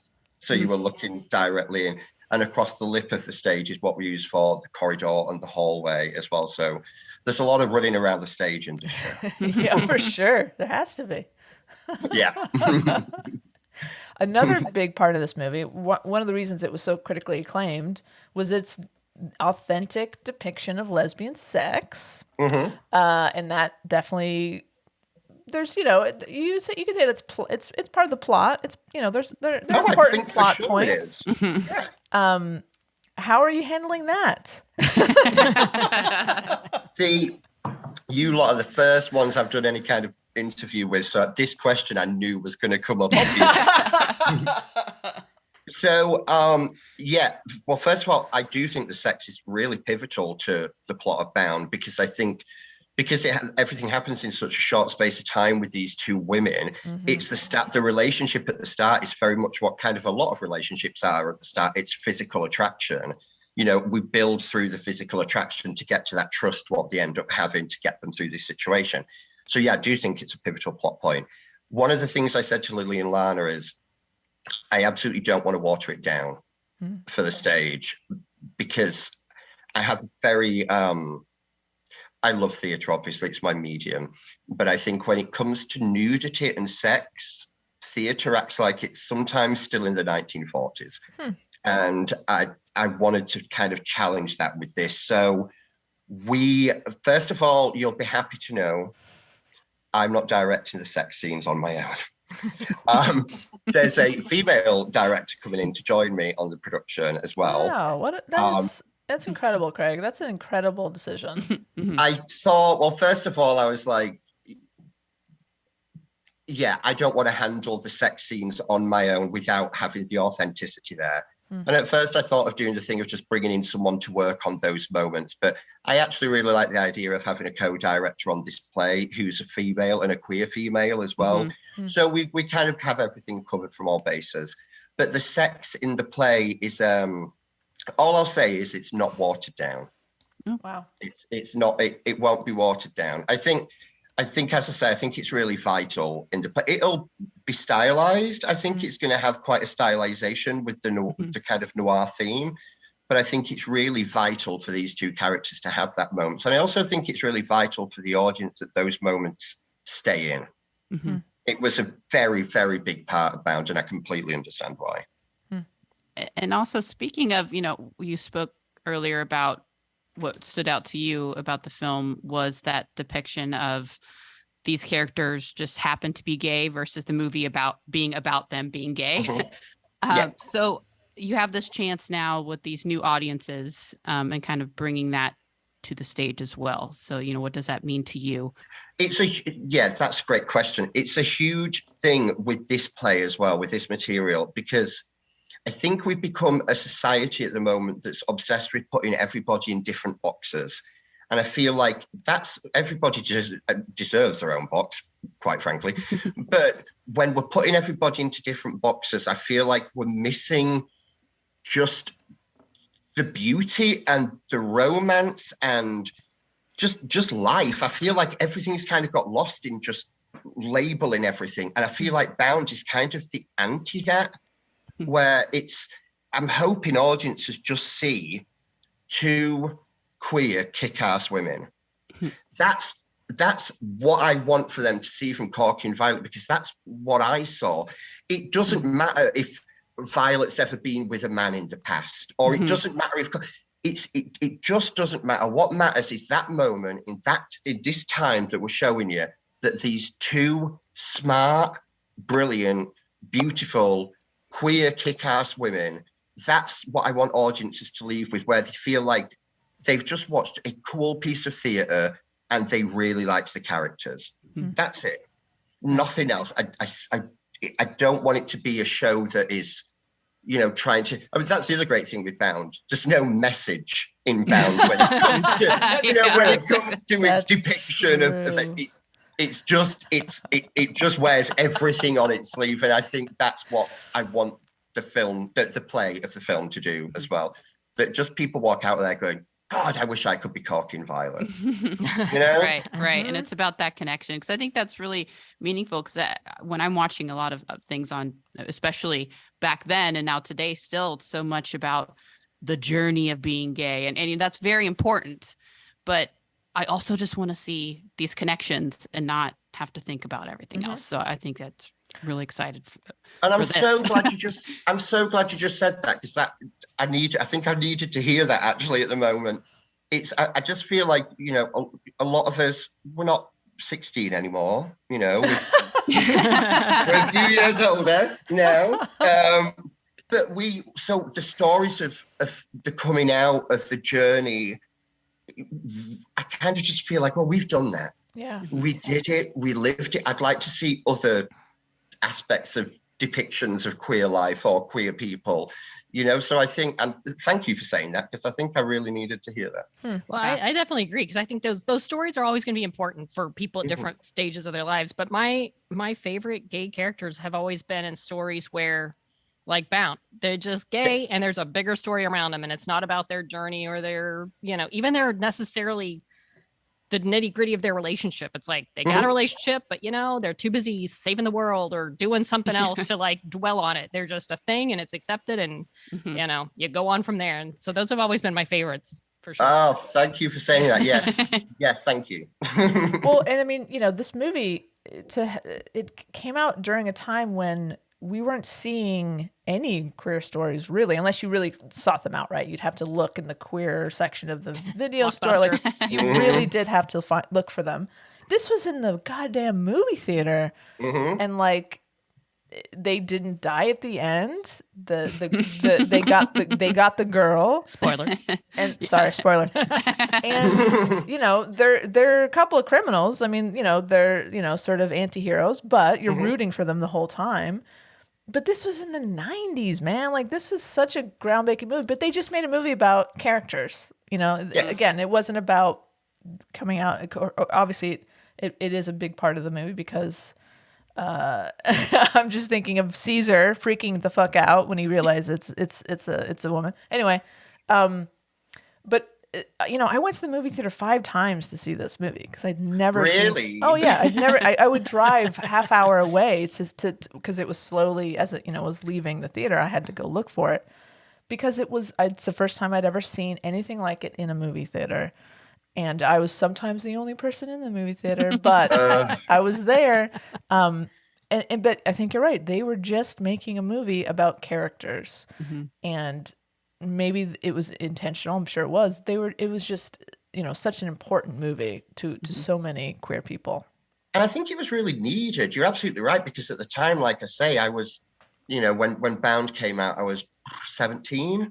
I think so. I was in that weird kind of, what's going on with my life? Where am I going to end up? But at the same time, we still had the AIDS epidemic very much kind of hanging around. And so movies that I was seeing at the time would either, pardon my French, scare the shit out of me about being gay, or they just make me feel real depressed. Yeah. I kind of walk away from them just going, so I'm going to struggle for an hour and 25 minutes, but in the last 5 minutes, I may get a kiss. I may get a nice nod off my mother that she's accepting, but that's kind of weird. No, nod. Yeah, like maybe, maybe. Yeah, or they might die. Who knows? Yeah, I exactly. feel like the lesbians had it worse when it came to dying. Oh, Right? yeah. Is that That's the whole thing. Yeah, for sure. That's true. That was a very strange thing, and I still think that's happening. I still It is. feel like that happens a lot as well, which is so very strange. But Well, It they is get the very nod. strange. They get the nod, like I accept you, but then they But they then die, you they must end up die. dying. Yeah. yeah, Can't, so, Immediately. can't get the nod and stay alive. no, that would You be gotta wrong. choose. One or the other. Yeah, you gotta choose.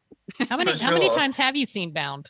Have you Oh lost my count? God, this is embarrassing. It's got to be about 50, maybe. That's nothing, Craig. It's- Oh, really? I know. I think I'm probably up there with you. I think we're around the same. Well, I've not watched it for the past 6 months or so. I've been dying to watch it again, but I specifically am staying away from the film now Interesting. with the play, because there needs to be that separation. That makes sense. That makes Yeah, sense. or I'm going to end up dressing my cast up as Jennifer Tilly and Gina Gershon, Yeah. Good, And Craig, good idea. I'm really excited about this and for you because, Kat, she watched it in the theater. I did not see this movie growing up. I didn't see it until Kat made us have a whole podcast Forced dedicated to Bounds.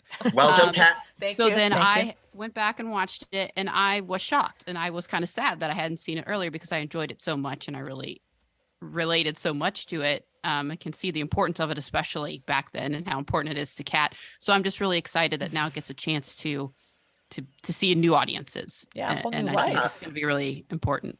I hope so. I'm so excited for people to see this. I mean, we've got another year yet before we get the production on, which seems like a long time, but for us is running out of time. But I'm so excited for people to see it, and I really just hope it hits the spot that the film hit with people in the 90s, because like Kat says, it was insane that this film went to the theaters, you say there, the cinemas, we say here. Yes. Yeah, of course. It was insane that movie went to the cinemas. I mean, this was around the time of stuff like Usual Suspects and films like that, and it very much felt in the same vein. It had that same edgy, cool style. It just happened to have these two women, these two gay female characters at the same. It was very exciting. So I'm hoping that, people can come and see this. Hopefully, people find their own sexuality and can go, oh, it's not going to be such a scary place when I come out, when I'm living there. And it's interesting you say about them being criminals as well, about Violet and Corky being criminals. I never see Violet as being a criminal as such. I see her as being... I see Corky as being a little bit of a criminal, obviously, with her. With Violet, I more see that... Maybe I'm just very optimistic. I more see that it was a really good way out. It was a good way out for her.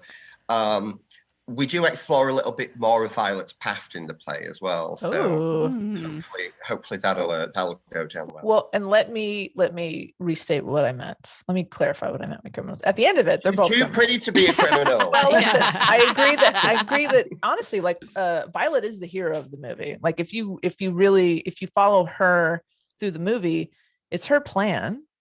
Mm-hmm. She saves it at the end. Like Corky is knocked out for most of the movie. Spoiler. Corky's unconscious in a closet. Ha ha ha. Yeah, for most of the movie. So no, Violet is the hero. And to me, she's the hero of the movie. But at the end of it, they're both criminals because they steal the money and she kills little theft. She kills Caesar. I mean, it was self-defense, No, you're right. But then what they do with the body, though? Well, that's interesting, isn't it? That's very, very interesting. Yeah, where does that body go? Where does Caesar end up? Poor Caesar. Maybe they ground him up and put him in the paint can. maybe that's what happened. That's very dark. We won't do that in the play. And like Craig, I always wish they would be. I was always hoping, like, oh, maybe they'll do a sequel, and it's like them at home, and like, well, that's not exciting. Like that's kind of a boring. I was the same as you. I was like, when's Bound 2 coming? The older I got, the more I thought, but what would it be? Yeah. What would that be? The only way I feel it could be is if the mob kind of figured out what they'd done and kind of went after them. Yeah, but I feel like so much time has passed now, I'd question how good the mob were. I don't think it's going to work. I don't think it's happening. No. Okay, hold on to your seats. Bound was out. It came out 26 years ago. Ouch, I know. 26. Are there things like, I think Kat had mentioned, like there were big clunky cell phone or, phones, big clunky thing. Like, is there anything that you updated either out of necessity or just anything to put it in, 2022, 23, or did you just keep it set in that period? It's set in no period. Oh, cool. So we don't really see cell phones in the play. I like that. Oh, interesting. There's this thing, especially, I mean, with film remakes, when they keep updating them from when they were set to today, and it feels like the moment that happens, yeah, you're right, lots gets lost in translation. Mm-hmm. So I didn't want to set it in a time, so it will actually just say in the program set in Chicago sometime. So no cell phones, because cell phones do play a big part as well. But then now it's just phones. I'm guessing just phones. Okay, cool. I like that. I like that because sometimes it does feel. Yeah, I like when things are set in a time where it's not like there's just so many things in movies or TV now that can like solved with cell phones. But it's more interesting when they don't have the cell phones and then they have to work around that. And I always love films that don't revolve around someone doing something on their cell phone. Yeah. So I like it. We're The playing. internet and the internet and mobile phones and stuff, they made thrillers very easy. Because everything can be solved with that. This is true. You could have just called them instead There of we go. racing over to try to save the day. More fun when they're having to do it without it. So, Craig, how can we help you get this stage play done? I know that you're fundraising, right? Mhm. So how Yeah, can so people help? Well, I will send you the link to the fundraiser, so maybe you could put it under the video. It's just we're looking for donations at the moment to help bring this to life. We're looking for 30,000 to kind of go towards it, and that's going to go towards every aspect of it, from set to wigs to your marketing to everything we're doing. So yeah, if you can give in the fundraiser, and there's lots of, if we've got different donation brackets, so the more you give, the more swag and gifts and stuff you get. It all works. Yeah, of course. Okay, great. We'll blast that out to all of our social media. That would be amazing. And I'm assuming you're going to invite Jennifer to the premiere. I think she's invited herself. I think I saw one of the tweets that said that she was going to come. So no pressure at all. I think Joey said as well. Joe wants to come in. Yeah, Joey Pants. As well, so. Yeah, I love Joey Pants. It's great. Yeah. Well, this is all so exciting, Craig. I'm so excited for you. I'm excited to see. I mean, I would love to come. I have a year to figure that out. Well, fingers crossed that the studio and the Wachowskis like it, because I think the next evolution of this show would be to come to America. I think that would be where I'd want that show to go. Oh my God, that would be amazing. How is it now? I'll bring it just for you, Kat. I appreciate that, Craig. You mentioned it's like a year or so out. Is this like a year of, hey, like you said, it feels like a lot of time, but it's not. Is this like in theater world? Is that like a sprint from now to then as far as getting everything going? Or is it kind of like, you work on it, and it builds as you get closer? But or is this like, boy, it's going to be here before you know it, crunch time. Yeah, the shows I've done before haven't been as big as this. I mean, they've been they've done very well, but this is on a scale that I've not worked on before. So normally you'd give yourself a good 2 years of development to get a show like this together, and we're doing it in a year. So every day I kind of feel like, we're fine, it's not till next year. And then immediately I think of 50 things that I've got to get done by next week. We're gearing up for the workshop at the moment, so it's the first time that we get to run the material and filming some of that material to send out to the Wachowskis. Wow. So that's going to be fun. So yeah, it's the first time we get to kind of put some stuff on its feet and see how it's all going to work, and then we'll have another development next year, and then in we go to rehearsals and production. My goodness. Wow. And this is going to be in Manchester. Is this where you're going to be? The workshop is in Manchester. Okay. We can't say about where the show is going to be yet. All I can say is it's in the UK. Okay. Narrows it down. It's a small reason country, enough for me to go. Yeah. Narrows it down. I think we need a snop field trip. Oh yeah. My God. Oh my God, that'd be awesome. I love it. That would be a dream.